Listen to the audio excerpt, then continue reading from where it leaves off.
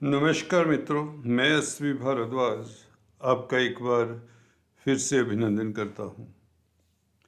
ज्योतिषी चर्चा में आज हम मकर राशि तथा मकर लग्न की चर्चा करेंगे। दोस्तों, अगर आपको अपना नाम राशि पता है तो भी ये चर्चा आपके लिए है।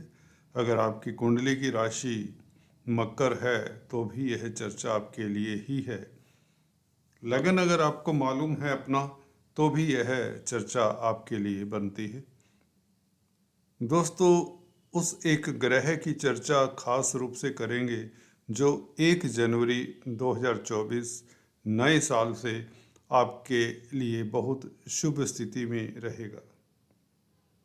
31 दिसंबर 2024 से यह ग्रह, जिसे हम गुरुदेव कहते हैं, देव गुरु बृहस्पति जुपिटर, यह ग्रह अंततः 119 दिनों के पश्चात मार्गी हो रहे हैं। अभी हाल में यह वक्री अवस्था में चल रहे हैं। आपके चतुर्थ स्थान में शनि से दृष्ट हैं और मंगल की राशि में हैं, जैसा कि आप देख रहे हैं इस चार्ट के जरिए। देखिए, जब कोई ग्रह वक्री होता है, वक्री ग्रह का मतलब होता है, हम अक्सर बताते हैं कि जब ग्रह कोई उल्टी चाल से चलता हुआ प्रतीत होता है, बल्कि वास्तव में हर ग्रह अपनी ही दिशा में चला करता है। एक ही दिशा, निर्धारित दिशा पे पूरा ब्रह्मांड चल रहा है, चलायमान है। और परंतु होता क्या है, रिलेटिव मोशन के कारण, अलग अलग गतियों के कारण, ग्रहों की गतियाँ अलग अलग हैं, उसके कारण हमारी धरा से प्रतीत होता है कि फला फला ग्रह अब उल्टा मूव कर रहा है, या जिसे हम कहते हैं वक्री चाल हो चुकी है। तो गुरु की अभी चाल वक्री है, जो उल्टा चलता हुआ प्रतीत हो रहा है। तो वक्री ग्रह का प्रभाव कुछ भिन्न होता है, और जब वह मार्गी हो जाता है तो उसका प्रभाव अलग हो जाता है। तो यहाँ पर मार्गी गुरु किस तरह का फल देने वाले हैं आपको, इसकी चर्चा करेंगे। देखिए, जैसा कि थंबनेल में, टाइटल में लिखा है, भाग्य आपका 7वें आसमान पर। जी दोस्तों, आपने सही सुना। किस्मत आपकी साथ देने वाली। 1 जनवरी से ही नया साल आपके लिए शुभ स्थितियां लाने वाला है। कौन सी स्थितियां हैं, कौन से एरियाज हैं, कौन से क्षेत्र हैं, किन लोगों को खास यह गुरु शुभ फलदायी रहेंगे, आदि इत्यादि, इसकी चर्चा करेंगे। पॉजिटिव प्रेडिक्शंस है यहाँ पर, कुछ भी नेगेटिव मुझे दिखता भी नहीं है, क्योंकि राहु का तृतीय भाव में गोचर, राहु की भी दृष्टियाँ दिखाई हुई हैं।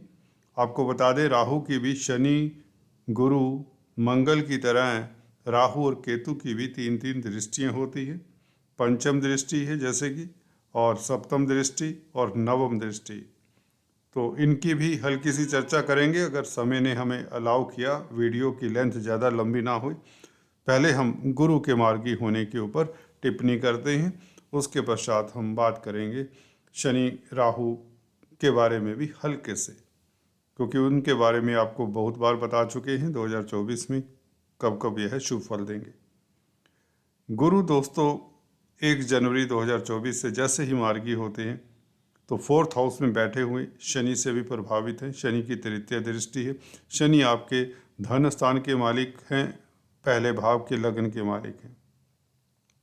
तो जैसे ही गुरु प्रभावित होते हैं तो गुरु मार्गी होते हैं, शनि से संबंध बनाकर यह विदेशों से लाभ देंगे, क्योंकि गुरु की दृष्टि है ना जो 12वें भाव पर है।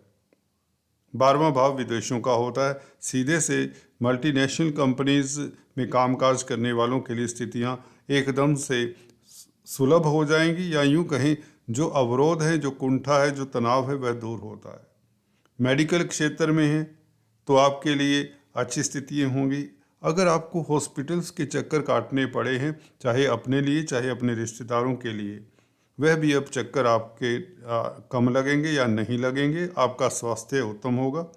अगर आप खुद डॉक्टर हैं, सर्जन हैं, नर्सिंग का कामकाज करते हैं, लैब टेक्नीशियन हैं, फार्मा लाइन में हैं, दवाइयों से जुड़े हुए हैं। 12वां भाव हॉस्पिटल्स का होता है, तो गुरु का मार्गी हो जाना और अपने भाव को, जैसे कि आप देख रहे हैं येलो लाइन से दृष्टियाँ दिखाई हुई हैं मैंने, इसीलिए ताकि आप देखिए चैनल का नाम ट्यूटोरियल्स है, तो मेरा मकसद पहला यही है कि आपको साथ में सिखाता भी रहूं, राशिफल के साथ साथ आपको गोचर की बात तो करते ही हम।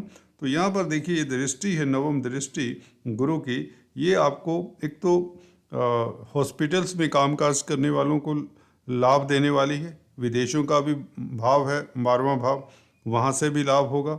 विदेश जाने की इच्छुक हैं तो इस अवधि में निर्विघ्न आपका 100% वीज़ा लग जाएगा। पीआर की प्रॉब्लम है या कोई ग्रीन कार्ड का इशू है, किसी तरह का भी विदेशी कामकाज से रिलेटेड इशू है, विदेश यात्रा से रिलेटेड इशू है, उसमें तो आपको सफलता 100% मिल जाती है। 1 जनवरी से स्थितियाँ 100% ओके हो जाती हैं। दूसरी बात ये भी है कि यहाँ पर 12वां भाव अध्यात्म का भी है और गुरु वैसे ही धर्म कर्म के कारक हैं, ठीक है। और अपने भाव को देख रहे हैं, 12वें भाव को देख रहे हैं गुरु, तो अध्यात्म से भी आपको लाभ होगा। अब अध्यात्म से क्या लाभ होगा? अगर आप देखिए सीनियर सिटीजन्स हैं या 50s में हैं खासकर, तो आप की रुचि अपने इष्ट देव के प्रति बढ़ जाती है। आप अपनी रिस्पॉन्सिबिलिटीज़ को अच्छे से निभाने वाले हो जाते हैं। योगा मेडिटेशन से आपको खास लाभ होता है, लगाव हो जाता है धर्म के प्रति, लोगों की मदद करने में, चैरिटी करने में। 12वां भाव देखिए कहीं ना कहीं व्यक्ति को दान पुण्य से भी जोड़ता है। अच्छे कर्म, नेक कर्म करने लग जाता है व्यक्ति अचानक से, और उसके पास धन भी होता है। ये भी बता दें, व्यक्ति सुखी रहता है। मन स्थान में गुरु का वक्री हो जाना, देखिए कालपुरुष की कुंडली में 4th हाउस में गुरु अभी गोचर कर रहे हैं। यहाँ पर इसे हम मन का स्थान भी कहते हैं, और यह आपकी माता का भी स्थान है, 4th हाउस में गोचर कर रहे हैं। तो यहाँ पर गुरु वैसे ही उच्च के होते हैं, और यहाँ पर गुरु जब भी किसी जातक की कुंडली में हो तो व्यक्ति ऑनेस्ट होता है, ज़्यादातर ईमानदार होता है, ज़्यादातर क्या 100% होता है, और अच्छे आचरण वाला होता है, अगर इस गुरु के ऊपर अशुभ प्रभाव ना हो, ठीक है। और मार्गी हो रहे हैं तो आपका आचरण और भी अच्छा हो जाएगा, बल्कि आपकी समाज में प्रतिष्ठा बढ़ेगी, क्योंकि 10th हाउस के ऊपर सप्तम दृष्टि तुला राशि के ऊपर, 10वां भाव आपके कार्य क्षेत्र का, तो यहाँ पर दृष्टि होने से आपका मान सम्मान बढ़ता है, आपकी प्रमोशन के योग, आपको नौकरी मिलने के योग बन जाते हैं अगर आप बेरोजगार